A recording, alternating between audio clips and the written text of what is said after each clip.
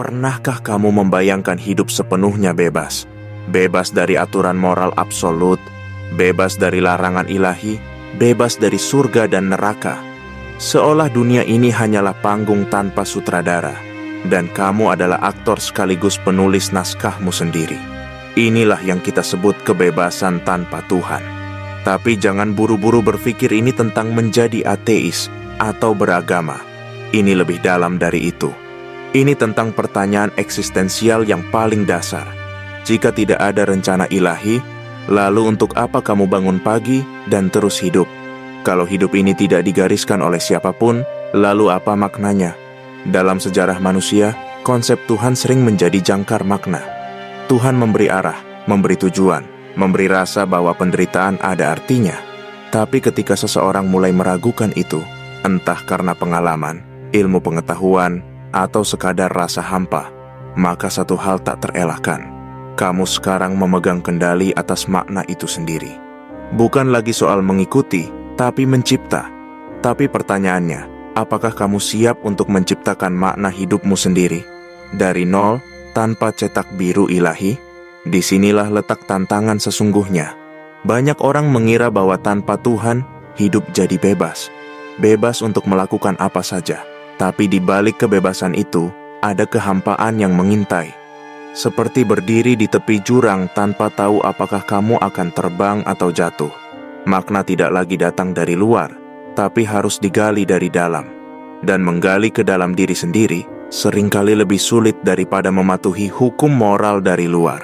Karena dalam dirimu, ada kekacauan, ada ketidakpastian, ada masa lalu yang tidak kamu mengerti, dan masa depan yang tidak bisa kamu prediksi.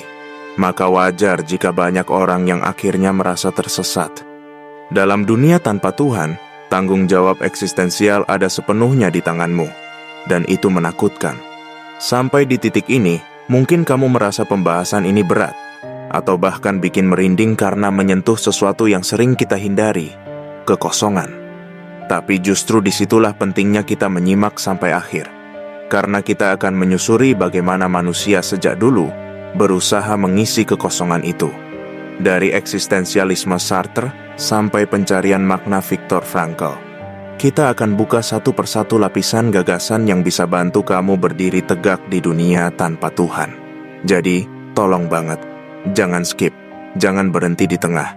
Karena di bagian akhir kamu akan menemukan sesuatu yang bisa membuatmu melihat hidup dengan cara baru, tanpa perlu dogma atau keputusasaan.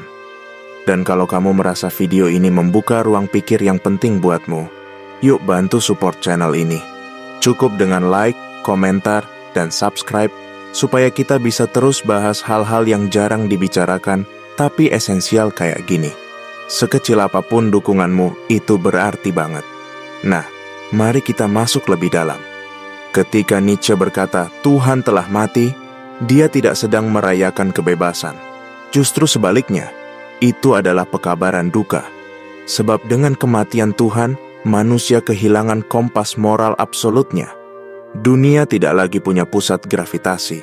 Nilai-nilai lama runtuh, dan manusia harus menciptakan nilai-nilai baru. Tapi bagaimana caranya? Bagaimana kamu bisa menciptakan nilai yang tidak semata-mata egosentris atau destruktif? Di sini kita mulai menyadari bahwa menciptakan makna tidak bisa asal-asalan. Karena makna bukan sekadar keinginan pribadi, tapi sesuatu yang harus kamu perjuangkan, yang tahan diuji oleh waktu dan krisis. Viktor Frankl, seorang psikiater yang selamat dari kamp konsentrasi Nazi, pernah menulis, makna bukan sesuatu yang kamu ciptakan, tapi sesuatu yang kamu temukan. Ini mungkin terasa kontradiktif dengan narasi sebelumnya. Tapi begini, Frankl percaya bahwa hidup selalu menawarkan momen, peristiwa, relasi, dan bahkan penderitaan yang bisa kita respon dengan makna. Di titik inilah kebebasan sejati lahir, bukan kebebasan untuk melakukan apa saja, tapi kebebasan untuk memilih bagaimana merespons hidup. Bahkan dalam penderitaan terdalam pun, kamu masih punya kekuatan untuk memberi makna. Dan itulah yang membuat manusia berbeda dari makhluk lainnya. Lalu, bagaimana caranya membangun makna tanpa cetak biru dari luar? Jawabannya bisa datang dari dialog dengan kehidupan itu sendiri. Lewat relasi, lewat karya, lewat keterlibatan dengan dunia. Makna tidak muncul saat kamu duduk diam menunggu ilham. Ia muncul saat kamu bertindak, gagal, bangkit, mencintai, kehilangan, dan mencoba lagi. Dalam proses itu, kamu perlahan membentuk narasi hidupmu sendiri. Dan semakin narasi itu menyatu dengan kebaikan yang lebih besar dari dirimu, semakin kuat pula makna yang kamu rasakan. Menariknya, banyak orang yang mengaku tidak percaya Tuhan, tapi tetap punya kompas moral yang sangat tajam. Mereka tidak mencuri, tidak menyakiti, bahkan rela berkorban untuk sesama. Dari mana itu datang? Mungkin dari pengalaman, mungkin dari empati yang berkembang alami, atau mungkin karena sadar bahwa dalam dunia tanpa Tuhan, satu-satunya yang bisa membuat dunia tetap manusiawi adalah pilihan kita sendiri untuk bertindak etis. Tidak karena takut dosa, tapi karena kita sadar. Penderitaan orang lain juga nyata, dan kita tidak ingin menambahnya. Dalam dunia seperti ini, pertanyaannya bukan lagi apa yang diperintahkan Tuhan, tapi apa yang akan kamu lakukan sekarang ketika tidak ada siapapun yang mengawasi. Inilah ujian kebebasan paling sejati. Apakah kamu akan hidup semaumu, atau justru memikul tanggung jawab lebih besar karena kamu tahu tidak ada yang akan datang menolongmu jika kamu gagal? Disinilah spiritualitas tanpa agama bisa tumbuh. Sebuah pencarian yang tidak terikat pada doktrin, tapi tetap mendalam, jujur, dan penuh pengabdian pada kehidupan itu sendiri. Dan ketika kamu mulai hidup seperti itu, tiba-tiba dunia tidak lagi kosong. Ia penuh. Penuh dengan peluang untuk mencinta, untuk memberi makna, untuk menciptakan sesuatu yang akan tetap ada bahkan saat kamu sudah tiada. Bukan karena kamu dijanjikan surga, tapi karena kamu tahu, jejak kecil yang kamu tinggalkan di dunia ini bisa berarti besar bagi orang lain. Dan itu cukup. Lalu muncul satu pertanyaan yang tak terelakkan. Bagaimana kamu bisa yakin bahwa makna yang kamu bangun itu benar-benar makna, dan bukan sekadar ilusi yang kamu ciptakan agar tidak merasa hampa? Nah, ini pertanyaan yang jujur, dan justru penting untuk kamu ajukan ke dirimu sendiri. Karena dalam dunia tanpa kerangka absolut, keraguan itu sehat. Ia seperti nyala kecil yang menuntunmu untuk tidak asal percaya, tapi juga tidak sepenuhnya menyerah pada nihilisme. Justru dengan keraguan itu, kamu mulai belajar membedakan makna yang dangkal dan semu, seperti pencitraan, pengakuan semu di media sosial, atau kejaran materi, dengan makna yang dalam, yang tenang, yang tetap ada walau tak dilihat siapa-siapa. Makna yang dalam biasanya hadir ketika kamu benar-benar hadir, saat kamu menemani seseorang yang sedang rapuh, saat kamu menciptakan sesuatu dari jerih payahmu sendiri, saat kamu menyadari bahwa kamu tidak akan hidup selamanya, tapi kamu masih memilih untuk memberi. Di titik itu, kamu mulai merasakan sesuatu yang hampir sakral, meski kamu tak menyebutnya Tuhan. Sebuah kehadiran batin yang kuat, yang muncul justru karena kamu tahu tidak ada jaminan. Dan justru karena itu, segala pilihanmu jadi berarti. Karena kamu tahu bahwa semuanya bisa berakhir kapan saja. Ketidakterjaminan itulah yang membuat setiap momen jadi suci, setiap keputusan jadi penting. Kebebasan seperti ini bukan kebebasan ala poster motivasi. Ini bukan sekadar tentang mengikuti passion atau menjadi dirimu sendiri. Ini kebebasan yang menuntut kedewasaan eksistensial. Kebebasan yang tidak memanjakan, tapi mengajakmu untuk berdiri di tengah badai dan bertanya, kalau tidak ada yang akan menyelamatkanku, siapa yang akan aku selamatkan? Dan ketika kamu mulai menyalakan cahaya kecil itu, kamu akan sadar bahwa justru dalam dunia tanpa kepastian, kontribusimu bisa menjadi satu-satunya cahaya bagi orang lain. Dunia modern, dengan segala kecepatan dan distraksinya, sering membuat kita lupa bahwa pertanyaan-pertanyaan seperti ini masih hidup, masih mengendap dalam batin kita, meski kita tidak membicarakannya secara langsung. Kita sibuk, kita aktif, kita produktif, tapi di sela-sela malam atau saat sendirian, kadang muncul perasaan ganjil. Untuk apa semua ini? Dan jujur, banyak dari kita tidak tahu jawabannya. Tapi itu tidak berarti kita harus menyerah. Justru karena kita tidak tahu, kita punya ruang untuk mencari, untuk bereksperimen, untuk gagal dan mencoba ulang. Itulah kemewahan manusia modern. Kita bisa membuat hidup kita menjadi sesuatu yang sepenuhnya personal dan unik, meski tidak sempurna. Kita bisa memilih cara untuk mencintai dunia ini, atau bahkan membencinya dulu, sebelum akhirnya menerima bahwa dunia tidak sempurna. Dan justru karena itu, kita dibutuhkan. Yang sering dilupakan banyak orang adalah membangun makna bukan pekerjaan satu malam. Ini proses seumur hidup. Kadang kamu merasa yakin, kadang kamu merasa kehilangan arah. Tapi setiap kali kamu memilih untuk kembali, untuk tetap hidup dengan penuh perhatian, itu adalah tindakan pemberontakan kecil terhadap absurditas. Dan itu sah, bahkan heroik. Makna tidak datang dari buku-buku filsafat saja. Kadang makna muncul dari hal yang sederhana, dari keputusanmu untuk bangun pagi meski kamu tidak ingin, dari caramu merawat orang tua atau merangkul sahabat yang sedang hancur, dari pilihan untuk jujur meskipun bisa saja kamu pura-pura. Hal-hal seperti ini, kecil dan nyaris tak terlihat, justru membentuk pilar-pilar makna yang paling kokoh. Dan menariknya, kamu tidak perlu jadi siapa-siapa untuk melakukannya. Kamu hanya perlu hadir sepenuhnya, dan itu sudah cukup. Tapi di sisi lain, kita juga harus jujur bahwa tidak semua orang mampu menghadapi kebebasan ini dengan sehat. Sebagian tersesat dalam hedonisme, sebagian larut dalam sinisme, sebagian lagi mengabaikan pertanyaan-pertanyaan ini demi kenyamanan sehari-hari. Dan kita tidak bisa menyalahkan mereka begitu saja.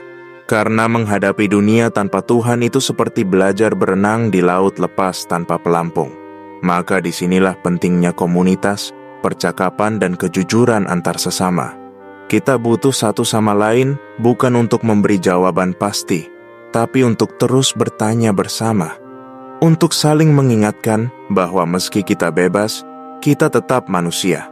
Penuh keterbatasan, tapi juga penuh potensi.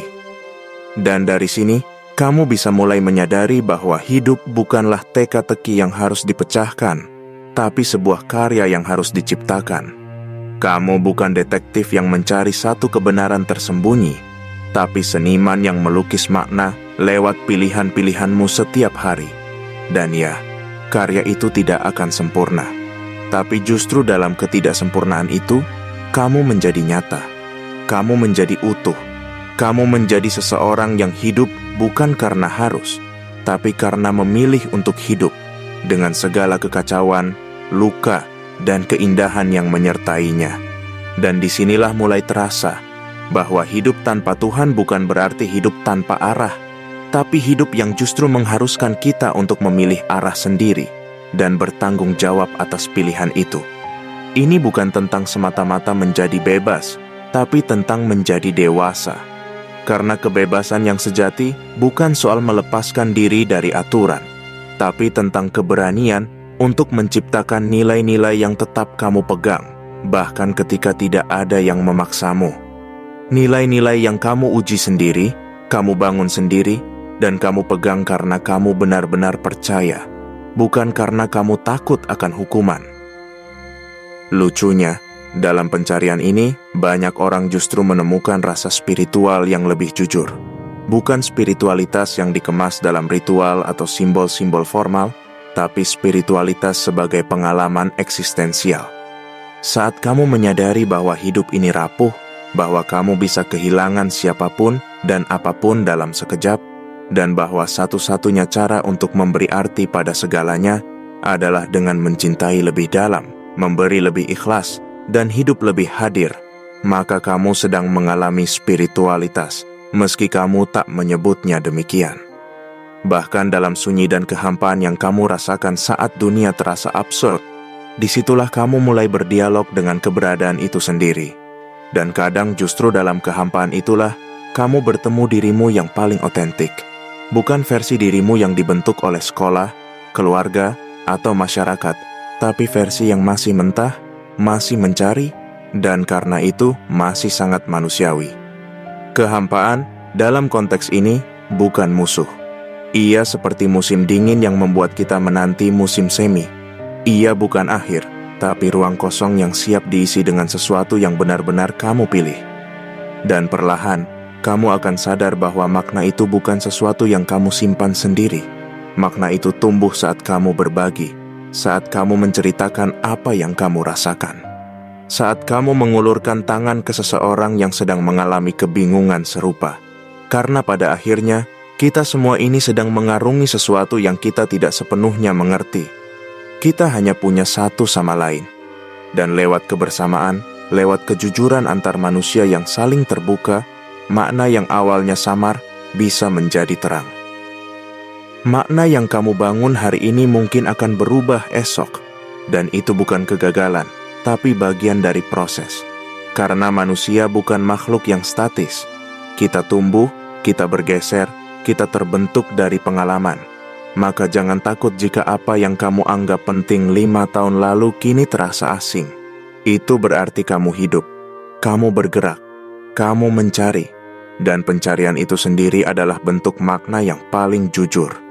Dalam dunia yang tak lagi memberikan jawaban siap pakai, kita justru punya kesempatan luar biasa untuk merancang ulang apa arti hidup. Dan barangkali justru disinilah letak keindahan hidup yang tanpa Tuhan secara eksplisit. Karena jika segalanya ditentukan, tak ada ruang untuk orisinalitas. Tapi ketika tidak ada yang memastikanmu, tidak ada blueprint abadi, maka kamu benar-benar bebas. Dan itu juga berarti kamu benar-benar berarti. Sebab makna yang kamu pilih, meski kecil, lahir dari keberanianmu sendiri. Dan keberanian itu, di dunia yang sunyi ini, bisa jadi adalah satu-satunya bentuk kesucian yang tersisa. Dan makin lama kamu berjalan di jalur ini, jalur tanpa petunjuk ilahi yang jelas, tanpa suara langit yang memberitahu benar salah, makin terasa bahwa setiap keputusan kecilmu punya bobot. Pilihanmu untuk memaafkan, untuk jujur meski berat, untuk peduli saat dunia menyuruhmu cuek, semua itu perlahan jadi batu-batu kecil yang membentuk pondasi makna. Kamu jadi sadar bahwa hidup bukan menunggu petunjuk turun dari langit, tapi tentang membangun sesuatu dari puing-puing ketidaktahuan. Setiap kegagalan, kehilangan, dan luka bukan akhir dari cerita, tapi bahan bakar untuk terus mencipta ulang makna yang sesuai dengan dirimu hari ini, bukan dirimu yang kemarin, apalagi yang dipaksa orang lain. Dan semakin kamu menggali ke dalam dirimu sendiri, kamu mungkin akan menemukan hal-hal yang selama ini kamu sembunyikan. Rasa takut ditinggalkan, kemarahan yang tak selesai, atau kesedihan yang kamu tutup rapat demi terlihat kuat. Tapi justru di sanalah pintu makna terbuka. Karena makna tidak dibangun di atas pencitraan, tapi kejujuran. Saat kamu berani mengakui rapuhmu, kamu membuka ruang untuk koneksi yang lebih dalam dengan orang lain. Kamu berhenti jadi topeng, dan mulai jadi manusia. Lama-kelamaan, kamu akan melihat bahwa meski dunia ini tanpa jaminan spiritual, ia tidak sepenuhnya hampa. Ada ritme yang tak kasat mata, ada keindahan dalam hal-hal sederhana, tatapan sahabat, suara angin di pagi hari, tawa anak kecil yang tidak tahu apa itu eksistensialisme, tapi hidup sepenuh hati. Momen-momen ini tidak menjawab semua pertanyaan, tapi mereka menghangatkan. Mereka memberi jeda. Dan kadang jeda itu cukup untuk membuatmu lanjut hari ini. Karena pada akhirnya kita tidak sedang mencari jawaban akhir, tapi cara untuk terus bertanya dengan cara yang membuat kita tetap hidup, tetap hadir, tetap manusia. Dan kalau kamu sampai di titik ini, masih mendengarkan, masih ikut menyelami pikiran-pikiran yang berat tapi penting ini, berarti ada bagian dari dirimu yang sedang mencoba hidup dengan lebih sadar. Dan itu luar biasa. Jadi, kalau kamu merasa video ini memberi ruang untuk berpikir, untuk merenung lebih dalam soal arah dan arti hidupmu, aku sangat mengapresiasi kamu sudah nyimak sampai sini. Percayalah, proses mencari makna ini bukan perjalanan instan, tapi kamu nggak sendirian. Kita belajar bareng, tumbuh bareng, dan saling temani lewat percakapan seperti ini. Kalau kamu merasa obrolan kayak gini penting untuk terus ada di tengah lautan konten yang serba cepat dan dangkal, yuk bantu dukung channel ini. Tekan like, tinggalin komentar kalau ada yang ingin kamu bagi, dan tentu aja subscribe, supaya kita bisa terus ngobrolin hal-hal yang mungkin gak banyak orang berani angkat. Jangan lupa share juga ke teman atau siapapun yang kamu rasa lagi butuh ruang tenang untuk berpikir. Karena siapa tahu, satu video sederhana bisa jadi titik balik kecil buat seseorang. Dan itu udah lebih dari cukup.